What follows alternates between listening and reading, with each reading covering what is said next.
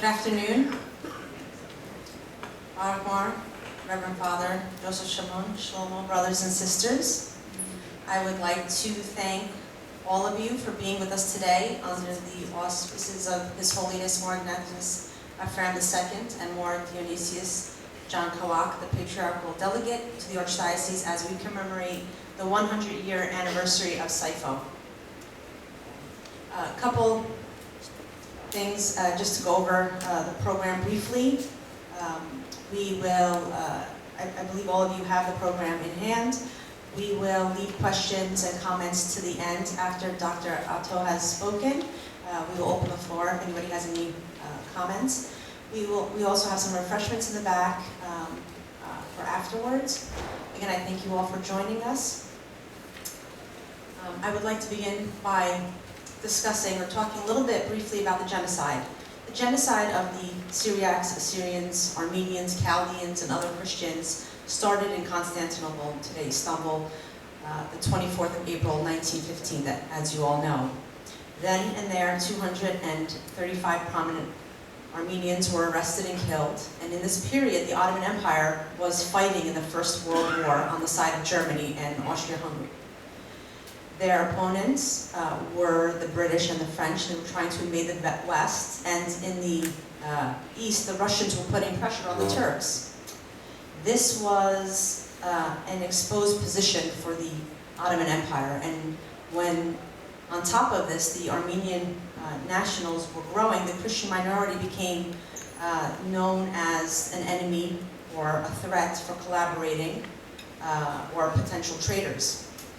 This was the atmosphere in which the genocide took place. Cities and villages were drained of their Syriac population, which was forced, they were forced out to march into the desert, officially becoming known to be deported to other areas. This was known as, in Turkish, seferberlik.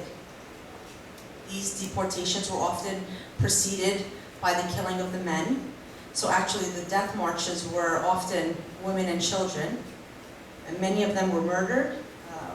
Some of them died from disease, thirst, or famine. Sometimes robbers stole both children and belongings. Many of the women were violated and raped. All of this was originally aimed at the Armenians and the Syriacs to cleanse us ethnically and religiously. A sentence that was uttered by a Kurdish chieftain or possibly an Ottoman officer is remembered by one of the survivors as saying, "A yellow onion or a red onion, what's the difference? There are both onions," meaning Arameans, Chaldeans, Armenians, they're all Christian, so they all must die. The genocide Sayfo that was unleashed on our people left a profound impact due to its brutality and severity. For those who remained alive, they had no other choice but to flee their homeland, seeking shelter in a safer place, leaving behind their forefathers' land, monasteries and churches, disappearing from the area and unfortunately wiping out their presence. The genocide, Sayfo, impacted the numbers of our people as we lost as many as 500,000 Syriacs during these atrocities. And the impact continued and still continues today as our numbers in Syria, Iraq, and Turkey are on the decrease with the new wave of Sayfo. The memory of Sayfo will remain with us to strengthen our resolve and pride in being a nation with a unique identity and strong connection to the message of Christ as we proudly carry His cross. Christian will remain in the Middle East, promoting peace, forgiveness, and love of Christ, no matter what suffering they face as they experience a renewed Sayfo that brings religious discrimination, persecution, suffering, and displacement to our people. We will never forget the bloodshed of our forefathers, our grandfathers, which will remain with us. And by visiting this topic and educating our generations to come, it is very important that we pass on these stories so that we may never forget, and then we may embrace this, and it will strengthen our religion and our faith in our Lord. I would like to just share a few slides with you. So as as you see on the program cover, as well as on the pins that were distributed, this is the logo that we've been using throughout the diocese. This was put together by the Patriarchal Committee in commemoration of the 100-year anniversary of Sayfo. I would like to just explain what it means. So as you see here, the blade, which is the Sayfo, which represents the massacre of our people, which is being crushed or stopped by the cross. We have the dates, the year that the massacre happened, and the current 100-year anniversary of 2015. Then we have sprouting from that point an olive branch, which means a new beginning or life, continuity. And then the sun rising behind it is a new dawn, that they may be able to fight us, but they will never destroy us, and we will always rise again.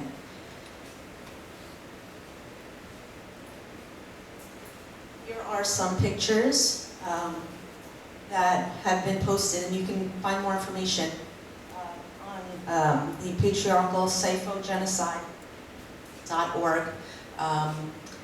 We tried to pick the less graphic images, but these are just some of the few images that display, show what actually happened over 100 years ago.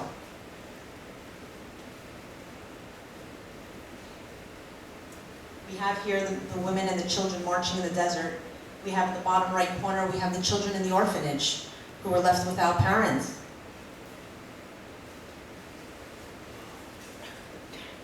I don't want to take up too much of the time as I would like to introduce our speaker, Dr. Nauras, who is a social anthropologist. She's one of the researchers in the Pioneer Project, Syriac Christianity in Leiden University, and she wrote her dissertation on identity discourse among Syriac elites in the European diaspora. You can find her biography in the program. Again, I thank you very much. Please save your questions to the end. And without further ado, I'd like to introduce Dr. Nauras Atto.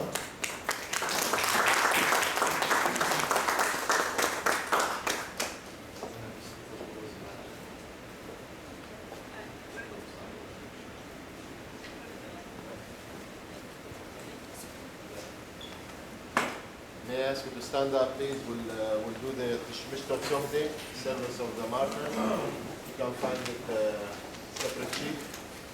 You can sing it together.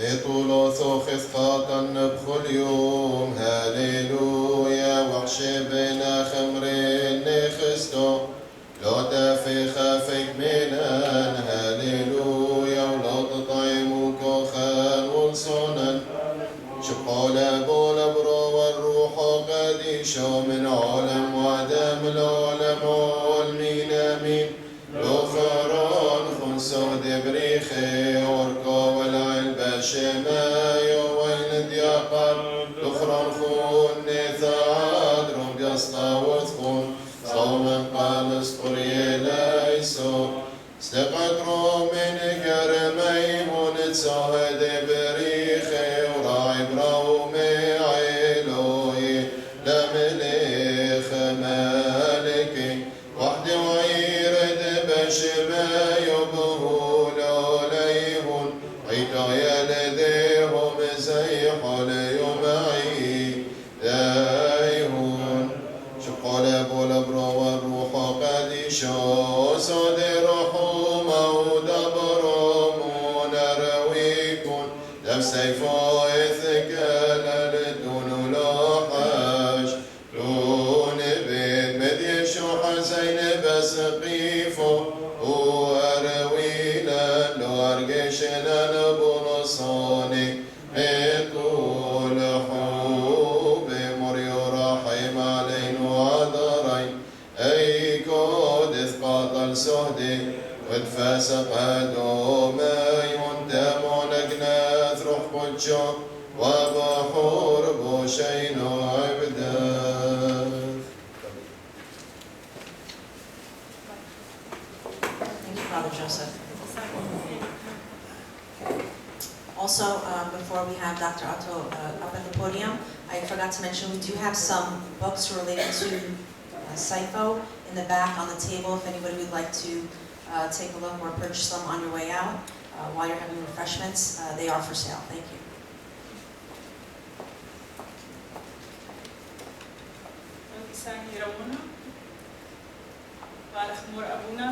Maybe he will still hear me. I would like to thank Ramona and the AEC committee, education committee, for inviting me to give this lecture. A humble support from my side at the occasion of the 100th anniversary of the Sayfo. I'm not a genocide scholar, but most of the people who have been working on the Sayfo are not genocide scholars. They may be scholars, but most of them have been studying it because they have inherited the pain and the memories from their ancestors, and they want to give back. It may be seen as a healing process, dealing with the Sayfo, but the scars of the Sayfo can never be healed as we would want to, because it's a big collective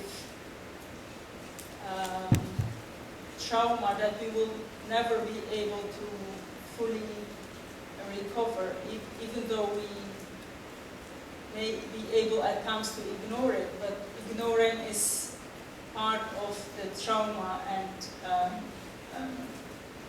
it's not easy to heal such events. Last year, I brought my son, who was at that time 1 year old, to a baby group in Cambridge. I met a young lady, also a mother, and I introduced myself to her, and I said, "Where are you from?" And she said, "I'm Palestinian." I said, "Good. We have, and from which city?" And she said, "From Jerusalem." I said, "Oh, we have a St. Mark's church there." She said, "Oh, I'm a member as well of the same church." And I said, "Oh, have you been living there for a long time?" She said, "Well, my ancestors settled in Palestine, and so that's the background." And I said, "From where did they settle?" She said, "Well, they came from Turkey, from a village called Middo. We call Middo today Miden. It's a village in Tur Abdin."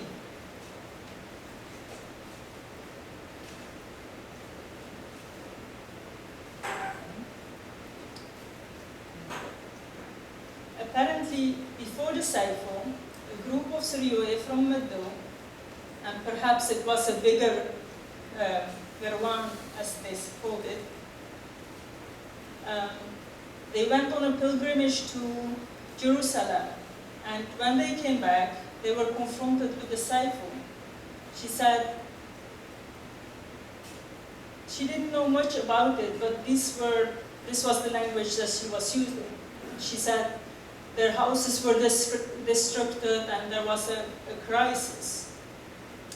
I said, "Okay, it must have been the time of the Sayfo then." And then, after that experience, they decided to go back to Jerusalem, and that's how they settled in Jerusalem. This became, we have had many stages of dispersion after crisis and so on. But this can be seen as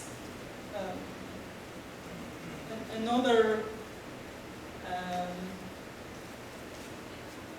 phase where dispersion became, increased highly. So within the period of 100 years, people started to identify in different terms because they developed new homes. Syriac emigrated because of the Sayfo also to North and South America. Within the Middle East, survivors tried to move to areas which were mandates of European countries. And later, from about the 1960s, they found new homes in Western countries. Syriac did not see a future in the Middle East, and the process is continuing until today. So far, Sayfo studies have focused mainly on the Sayfo from a historical perspective. The last 2 years, some articles have been written from a psychological perspective, but they have not been published yet. The period after the Sayfo with its consequences is also understudied. The fact that it's understudied is also a consequence of the Sayfo. Syriac lost both intellectual and material capital and are still in the process of organizing their lives at individual and collective level. The post-Sayfo period should be seen in the context of survival, building new lives and looking forward instead of looking backwards, because there was so much pain. In order to survive, they had to focus on new life. In Angel, for example, a village which was 10 kilometers from Midyat was hit very badly. But Angel had received some protection from the local Muslim Aga, so many Syriac who managed to get to Angel survived. So in Angel, the leader of the village, Bissel, gathered all the people in the village center and addressed the widowed men and bachelors to choose a wife among the widowed women and girls. The Sayfo affected thus also marriages, the new constellations of families and future generations forever.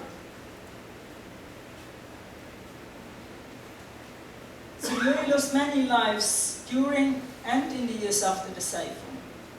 The statistics which were presented right after the war do not include Syriac who were killed in the decade after the Sayfo because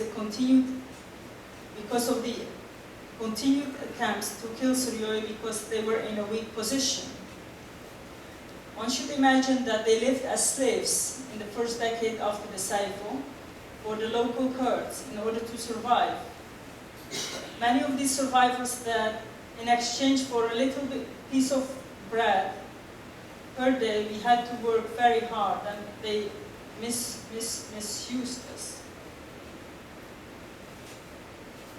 When talking about statistics, numbers vary, but if we would include also the decade in the post-Sayfo period, it's believed that Syriac lost about half to 2/3 of their people.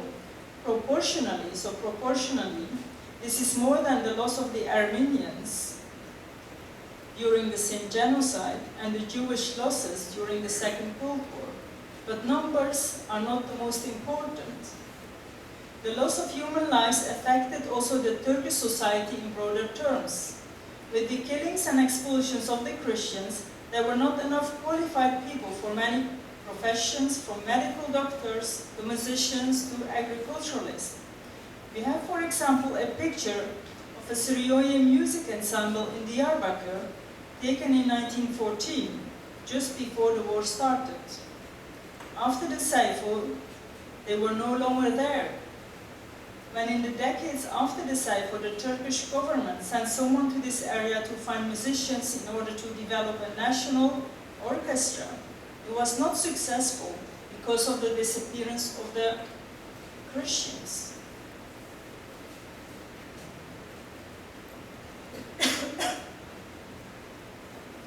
Despite the loyalty of our church leadership to the new Turkish rulers in the post-Sayfo period, in 1924 the Patriarch Elias III was sent into exile. Together with the killing of intellectuals, Syriac intellectuals and clergymen, and the expulsion of the Patriarch from Turkey, this also weakened the Syriac socio-politically. Altogether, they became less visible in society due to assimilation attempts of the government. Syriac family names were changed into Turkish names. The names of villages were changed, and it was forbidden to teach Suryoyo. For example, Suryoyo have formerly not been allowed to teach Syriac or modern Aramaic, Surai, and in the villages they experienced difficulties if they did. Children were hit in schools if they did speak Suryoyo, and families at home were spied on to see what language they were talking in at home. I was informed about this through my informants that I interviewed. After the Sayfo, Suryoyo also lost trust in the Turkish state and in their Muslim neighbors, just like now in the Middle East.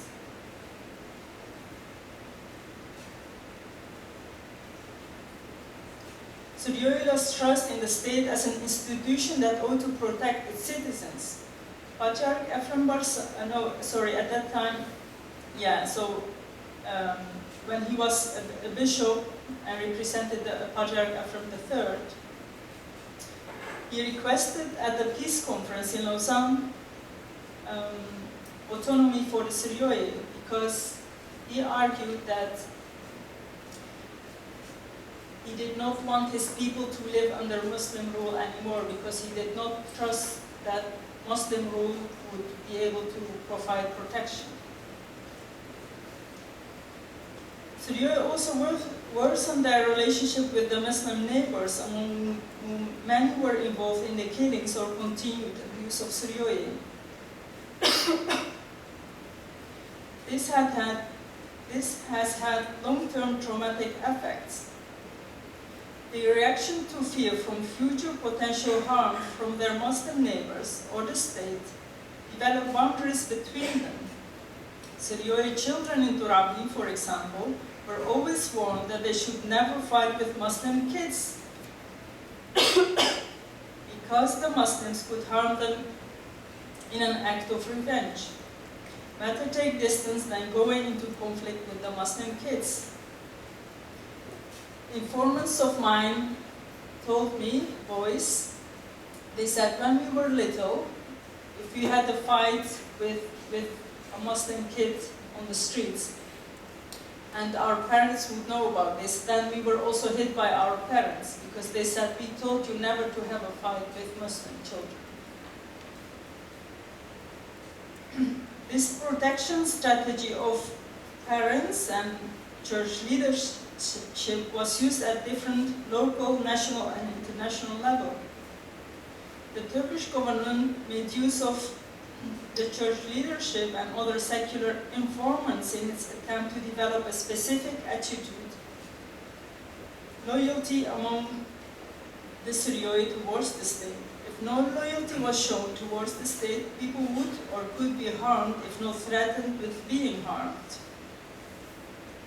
Developing fear among the Suryoyo in the post-Sayfo period was thus also an instrument of the state in the rule of the Suryoyo.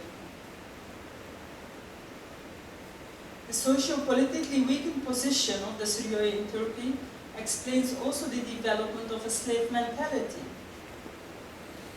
When a colleague of mine at the university learned that I was a Syriac,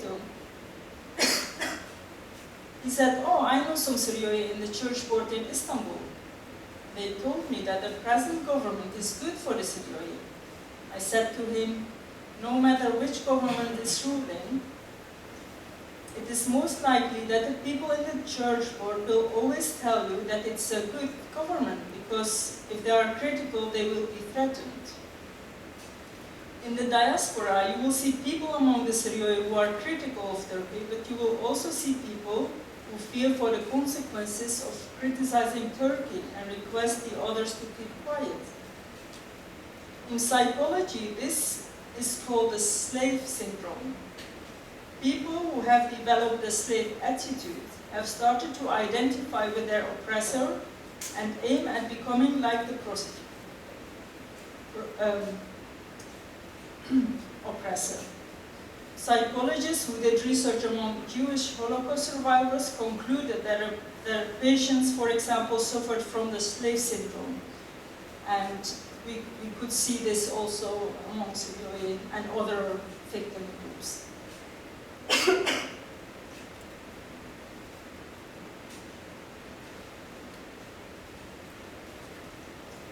the property of the Syriac was also taken over and destructed.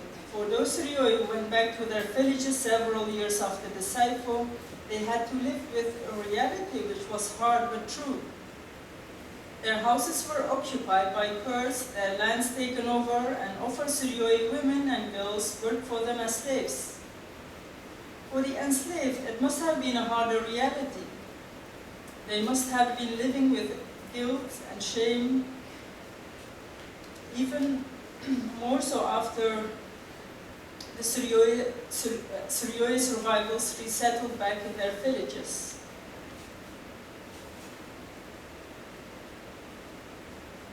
Islamization also happened to a large extent.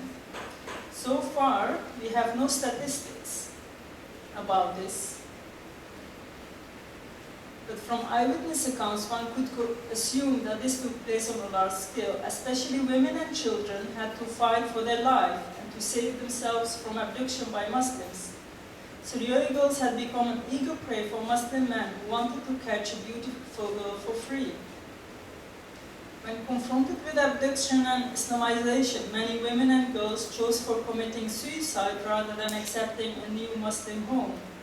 Eyewitness accounts inform us that girls and women jumped in the rivers and killed themselves before the Muslim men could abduct them.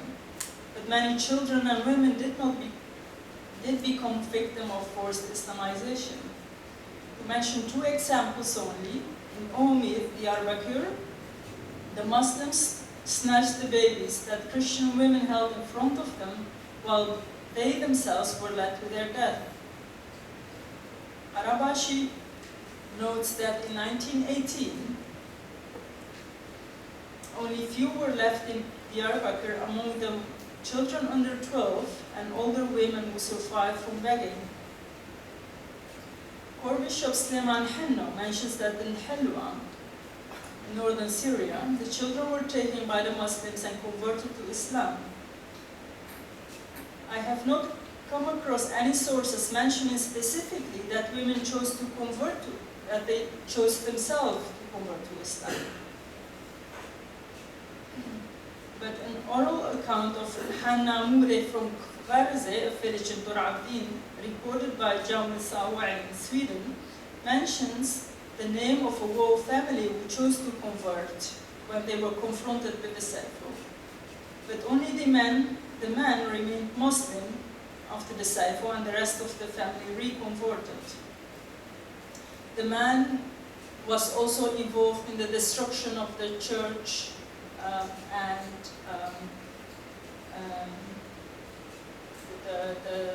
the books, the manuscripts in the church. So perhaps because he had participated with the Muslims, it was harder to go back. The late Archbishop Julius Syriac mentioned that when he went to the area of Syriac when he was a monk, he baptized Christians who had lost touch with Christianity due to the Sayfo. They had probably lived as Muslims until they got a chance to develop contact with Christians. So these were the people that he baptized were not newborns, but they were already older people, but there were no priests anymore left in that area. So they, and probably they lived as undercover as Muslims until they got the chance to baptize themselves. Syriac orphan girls who had to find ways to survive in the years after the Sayfo became also a prey for abuse by Muslim men. While working as slaves for Muslim families, they could become abused. After that, they would be ashamed of going back to the Christian community. For example, in Ziza, in my village, there was a girl who was under the age of 10, and the mullah offered her a job to work for him. After several days, she did not return home. When the Syriac women asked her why she didn't come home, she said, well, he destroyed me, so how could I come home?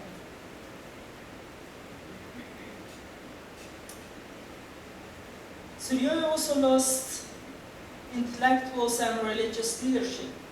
During the Sayfo, many Syrians were living in agricultural areas and were illiterate. Those who were literate had often gained their education within the church, such as clergymen and shamoshi. When the killings began, secular intellectuals and clergymen were among the first to be killed. Secular intellectuals were seen as the symbolic representation of Syria in the socio-political sphere, while clergymen were naturally seen as the religious representation and therefore to be hit among the first. Getting rid of the leadership of a people is an easy way to weaken its flock and then attack it. If you look at the strategy at the beginning of the Sayfo, first the men were called for the so-called mobilization. So they collected the men from the villages in groups. They took them out of the villages and towns and killed them until only the elderly, the women and the children were left, and then it was very easy to attack the rest of the people. Capitalization of lands and properties. Turkish state capital and the capital of many rich Turkish and Kurdish families is based on the capitalization of property of all the Christians in Turkey who were victims of the Sayfo. When survivors came back to their villages after several years, they had to live with the reality that their homes were often occupied by Kurds, their lands taken over, and that Syrian women and children were working for them.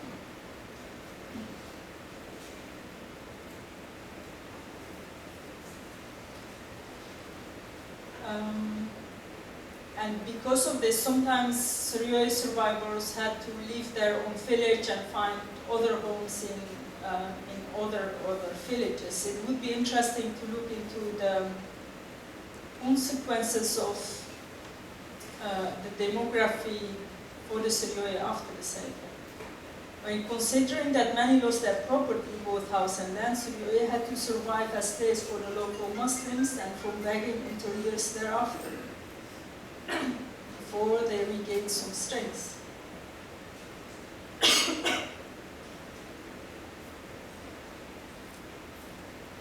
When I went back to my village in Zizah in Turabdin some years ago, I heard that the local Aga was no longer in his house in Zizah. This was the Kurdish local Aga.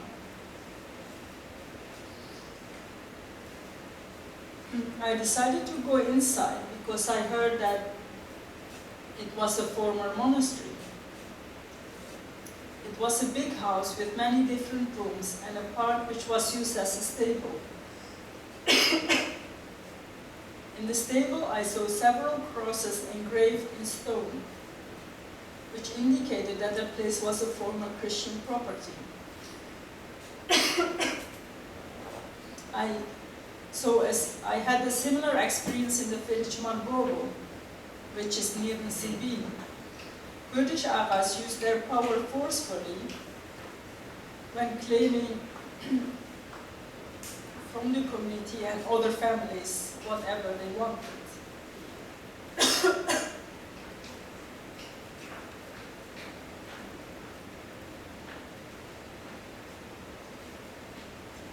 Well, talking about property, so it was often taken over and converted.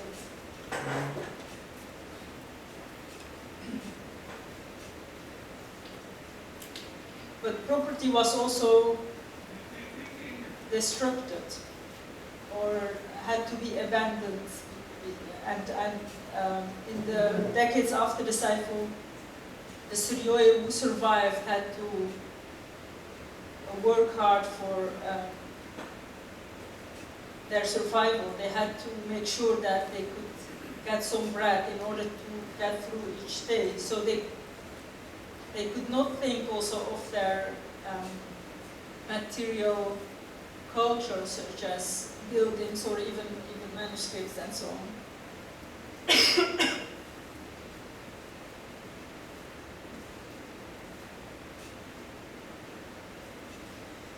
With the latest developments in the Middle East, in our homeland, the tradition of victimhood is continuing. We hope that it will end one day, but I think we all fear that this is not going to be the case. I would like to spend the following time for a discussion with you, and this was only part of what one could say about the consequences of the Sayfo for the Syriac, because it has affected all our life. We may ignore some points in order to make it easy for ourselves, but the effects are beyond comprehension. Before we continue, actually I'm not based at Leiden University, but I'm a postdoctoral fellow at University of Cambridge. I think it was my former position, but okay. And I had brought some images with me of the area of Din, which was only one of the geographies where the Sayfo took place, for those who have never been to that area. Because the laptop was here, it was this is not my own map, but it's a map from the Article Forgotten Genocide map, which shows different places where the Sayfo genocide took place.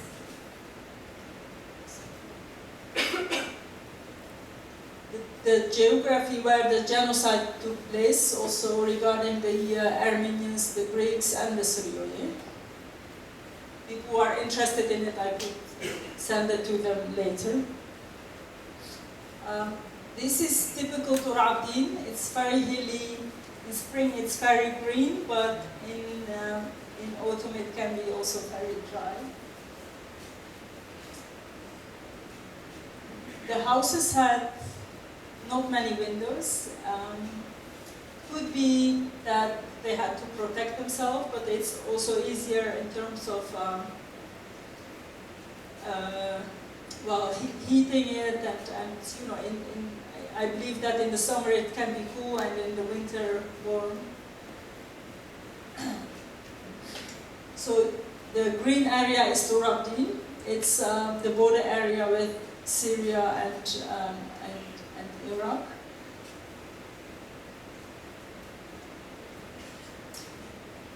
This is a Syriac family from 1902.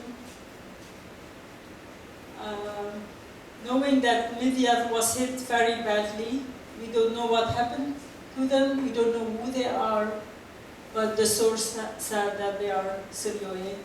And always when I see this picture, it feels like they are my family, and I want to keep them with me. This is Iwardo. I have not talked about Iwardo here, but it's one of the villages, besides, for example, Hazak, where they spoke Arabic. About 7,000 refugees managed to flee to Iwardo, and together they defended the people who were there. Iwardo is situated on a hill, and the volunteer leaders who were in charge of the Syriac during that period of defense, they built walls between the houses, so it was like a village surrounded by a wall, and that's how they managed to survive for so long. This was the former leader of Iwardo, Galoshabo. In 1922, after he fled to Syria, he went first to the mountain Shingal, to which many Syriac fled, and as you learned last year, many Yazidis became victims of ISIS. Actually, the Yazidis welcomed the Syriac and offered them protection on the mountain Shingal. So he was among the refugees who went to Shingal in North Iraq, and thereafter he settled in Pamshlo, and there he wrote a very long poem in Syriac about the Sayfo. He recounts what he experienced as a leader, and how they were involved in the defense. This is a second generation Syriac survivor.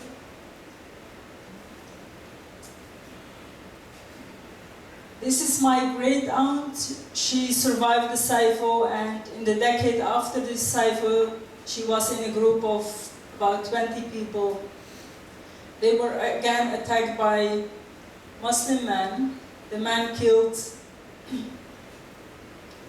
shot at them, and she survived because she was about 8 years old. She ended up under the corpses, and she managed to flee to Iran.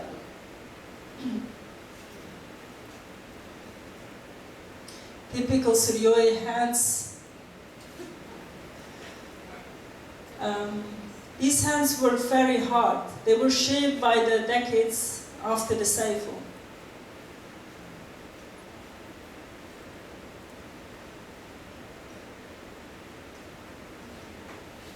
This is only one group of the Sayfo survivors, orphans. Thank you. If you have questions, I'm happy to answer.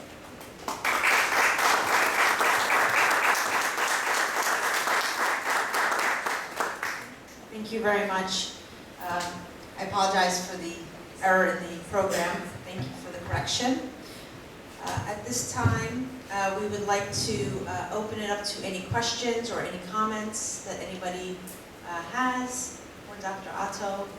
I find it very enlightening. I wish we could have you speak a little longer, actually, because I feel like we can't get enough.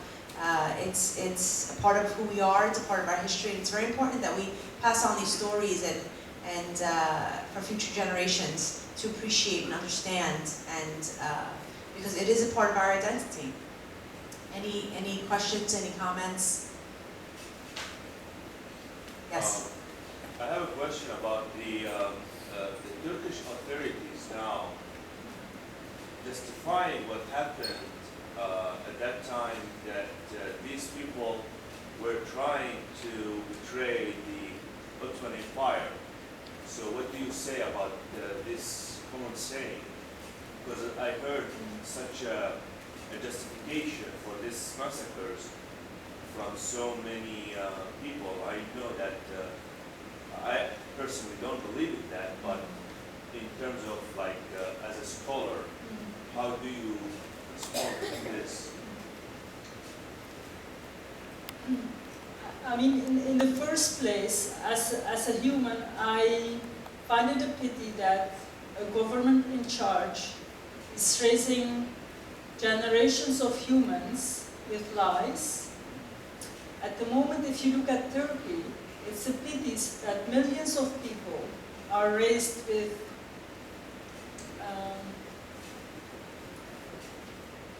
these lies. I mean, not only regarding the Sayfo, but regarding many other aspects in life.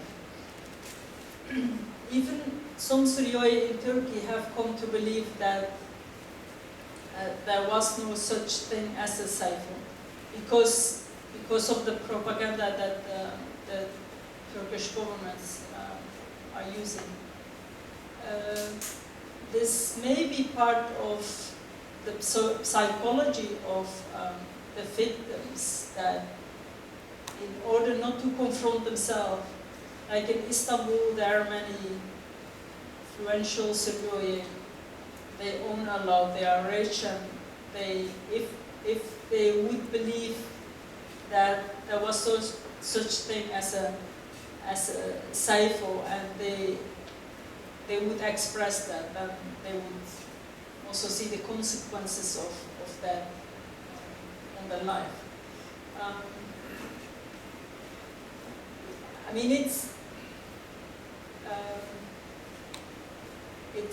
just for me, it's a cheap way of denying the genocide. I mean, even not only for the Syriac and the Greeks, but even regarding the Armenians, there was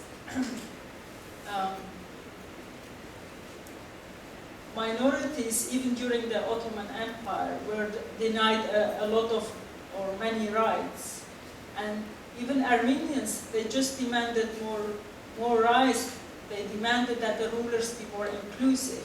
And there may be some individuals or very small pockets of groups who use maybe more violence or whatever, but this doesn't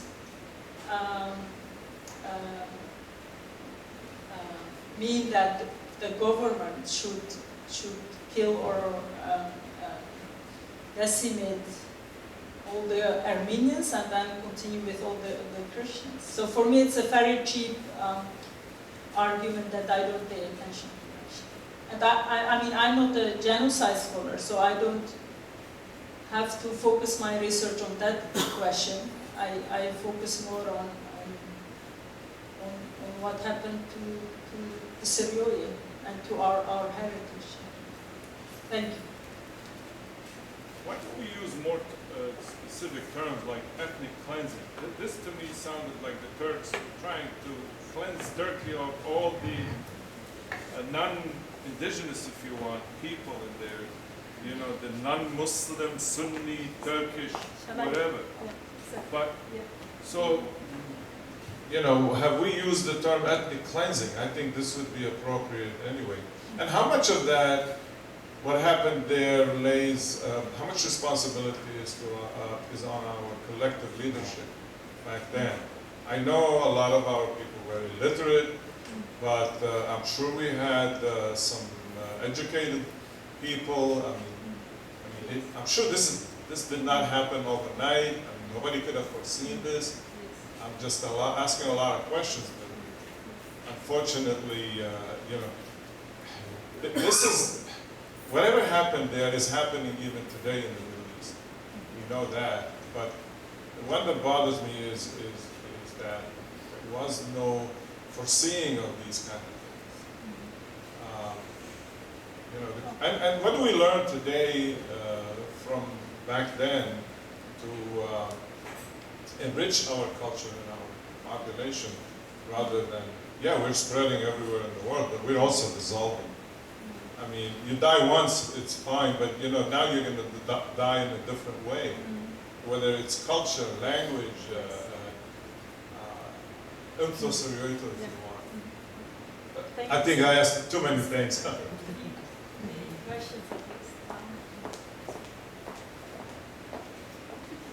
Yeah, so you had actually three points. Yeah, ethnic religious cleansing, you could call it, because we were both religiously and ethnically not considered being part of what the young Turks wanted to create. And then the religious leadership, or our leadership. So part of the strategy in the killings was when I mean, there are some sources that mention this, that it could be like a muhtar or sometimes a Syriac clergyman who went to the officials and said, "What's going on? I heard Christians are being killed." And they would get the answer, no, we are not killing the Syriani, the Syriac, we are killing the Armenians, it's only about them. So this was one way that, and then, so these leaders, the Syriac leaders in charge, gave the population then the assurance that they shouldn't be afraid and so on. So this is how they have been overwhelmed as well. And then the last point, yes, the Syriac diaspora have also referred to the mass immigration to Western countries as Sayfo, a second genocide. Indeed, we are not killed physically, but assimilation is at the doorstep, and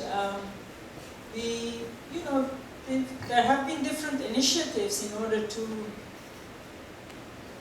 maintain certain elements of our culture and language, but as we all can see, today I'm talking in English because I was told there are not enough, well, most of the people don't know Syriac, so you will have to talk in English.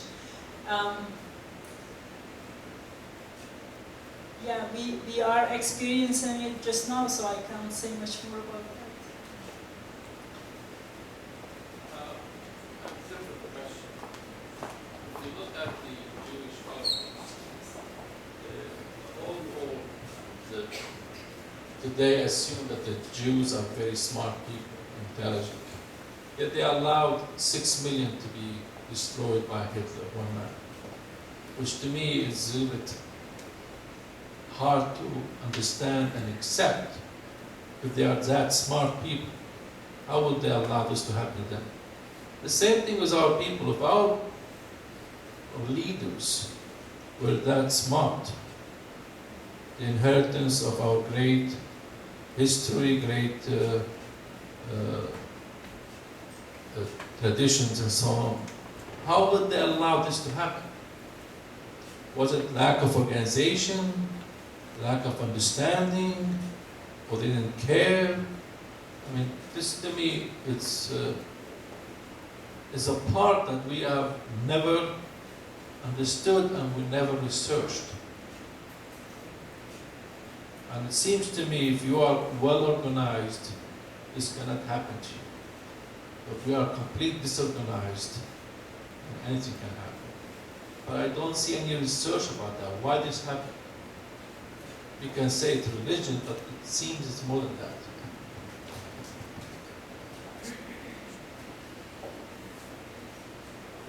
Yes, you mentioned the Jewish Holocaust. Indeed,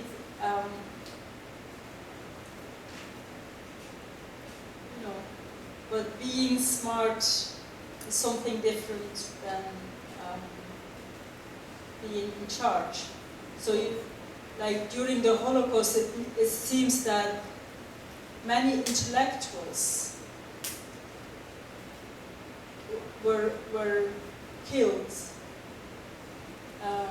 while those who thought, I want to resist, I want to get through these concentration camps, I want to survive, even though not being intellectual, they were the ones that survived because they had the strong will and so on. And those who thought, or who were very faithful, religious, and thought this is a punishment from God. I mean, Jews, if you look at eyewitness accounts from the Jews, they have similar discourses about God. This may be our faith, so we have to accept it, and you see it also among the Syriac. When reading through the poem of Galoshabo, at some points he's saying, we must have sinned that God is punishing us with this. This is at the moments that he doesn't see a point that he can survive, and the fights are very severe. And I mean, especially in the case of the Syriac, there is such a high imbalance in military material. I mean, Syriac were historically also not militarized. So how could they resist? Like in Iwardo, sources say that there were about 10,000 soldiers that had surrounded them, so with weapons, and 12,000 Kurds. So together they were attacking the Syriac, but Syriac with 700 healthy men and 350 rivals managed to defend themselves, but with their strong will, with psychological warfare. So the leaders in Iwardo, there were a couple in charge. They were very, I think there we can see that it was a very good example of cooperation, of offering resistance with a strong mind. If they could very easily have fallen prey to the attackers, because they could easily see, well, we can never win from this huge group. Yeah. And eyewitnesses, when they talk about how many soldiers and Kurds had surrounded Iwardo, they talk in terms of Itayu Thokula Latinoa Hedar Ibardo, meaning all Muslims had surrounded in terms of like there were so many, but despite so many, they resisted. And I think it's a beautiful example. The same for Hazak, they offered resistance.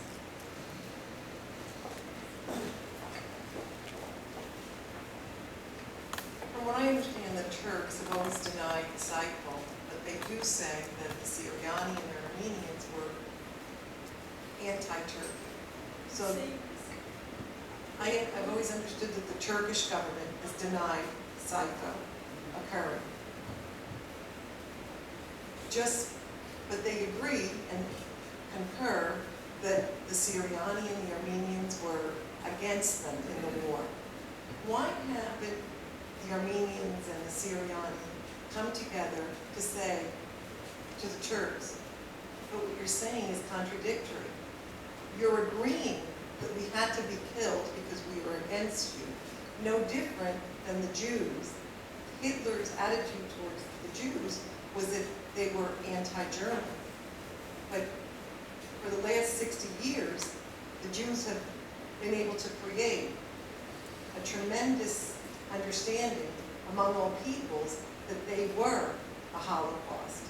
That's the part that I've always never understood about the Syriani and the Armenians. It's the same argument. They were against their government, so they were decimated, just like the Germans said about the Jews. But it seems like you were never able to take it to the next level and say, well, even if it had been that, why did you do this to people that were from your own country?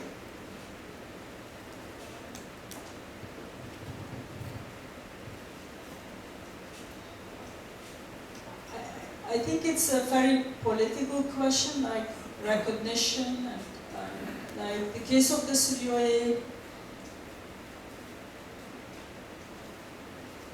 Only few governments have recognized the Sayfo and included it as in the genocide of the Christians. But for most governments, if you look at the situation today as well, if a group is not important for their international politics, they ignore it. And those who, I mean, Germans' archives are full of material and of also the other Western, so they know about it. But for their international political question, it's not important and also not in favor, so therefore they can ignore it. I can answer that question.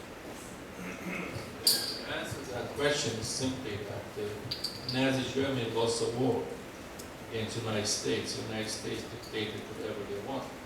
And the new Germany has to accept that. Well, Turkey didn't lose the war, and after the Second World War, Turkey was always recognized as one of the allies of the United States, and the United States refused to recognize that. So that's what it is.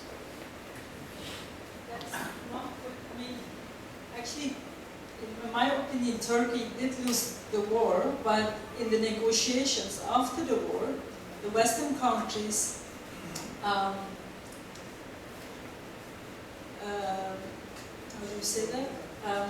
Accepted the request from Turkey and in too much extent, so that,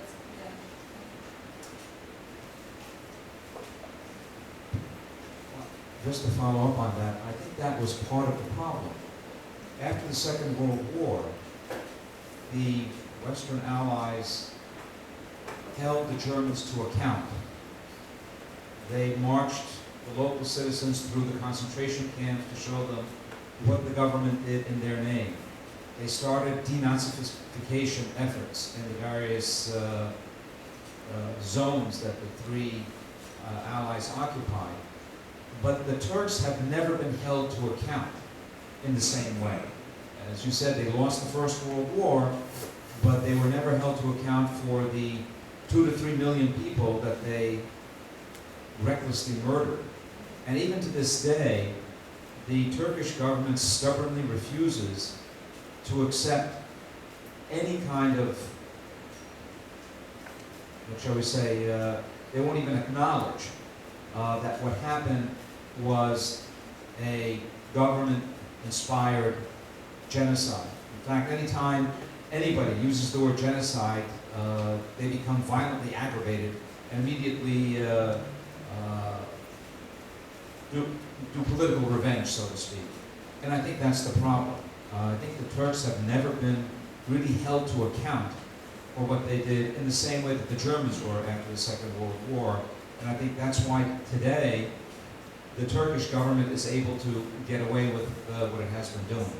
Thank you for this addition.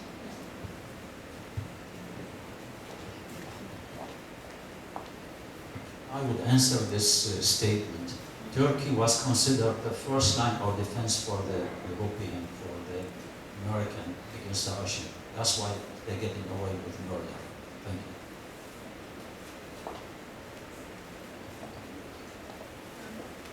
Behind.